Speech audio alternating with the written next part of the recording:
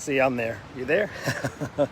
Good morning. Good morning. Happy Tuesday. Tuesday. All right, today we're gonna change it up a bit, and we're gonna talk about strength training. It's a big question that I get. So you come on here live. Let me know that you're live. If you catch the replay, just do hashtag replay. So either hashtag live. Let's get a little social on here. Maybe you're on your way to work, so maybe you're catching this later. And I'm currently at work. How about my office? Not a bad office, right?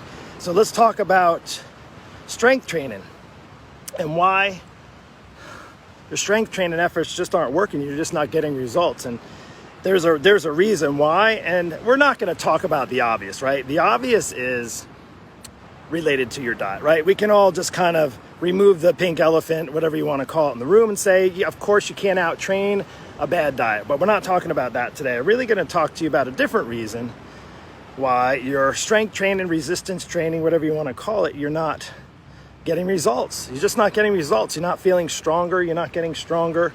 And you're wondering why. That's a big question that I get asked all the time. So let's just talk about why you're not getting results. And there is a big reason. There's a reason why, and it's because of this. It's because of you're not knowing what you're doing. A couple of things that come up. People tell me all the time, Mark, I'm doing resistance training. I have 3-pound dumbbells and I do it for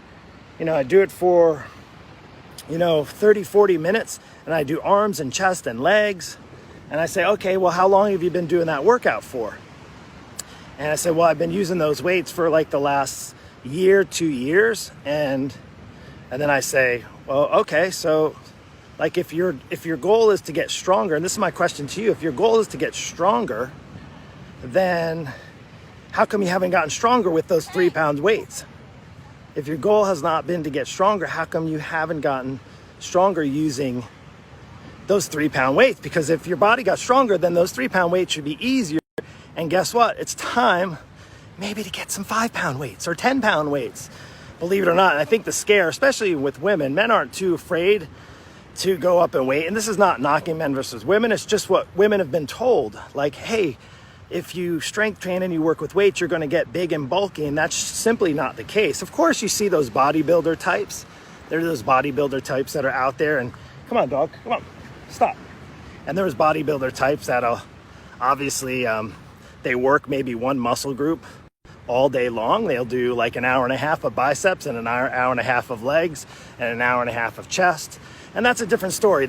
We're not even talking about that. We're talking about mainly general fitness. In general fitness, if you're trying to get stronger and you're trying to get results, of course, yes, you have to fuel your body. So again, we're not really talking about the nutrition part. We're talking about the exercise part. Here's another fact, is that you're only as strong as your weakest link. So listen, this one goes out more to the dads. You dads out there, you guys, I say you guys, and I'm talking about the dads specifically. You used to maybe be able to strength train and lift weights, but guess what? Then you had that desk job that you sat in for the last 10 years, or maybe you just have not been that active and fit. And now your body's tight. You can't even touch your toes. You have poor flexibility. Well, guess what? When you do strength training on top of poor flexibility, you end up just reinforcing that limitation of poor flexibility. So for you guys, if you're trying to get stronger, allow your body to move better. You might need to work on it. It takes a little effort to actually move better. Some stretching, maybe some flexibility, some yoga, maybe some foam rolling, soft tissue work, get a massage. Yes, that's actually a really good thing. I get a massage, it's great. And it's helped me tremendously in my strength training efforts. So today's encouragement and in the daily dose is truly just to lean in on a couple things. And let's review. Well, of course, the diet is important, right? Understanding you can't out-train a poor diet, so we can just put that aside. You've heard me probably preach about that way too many times.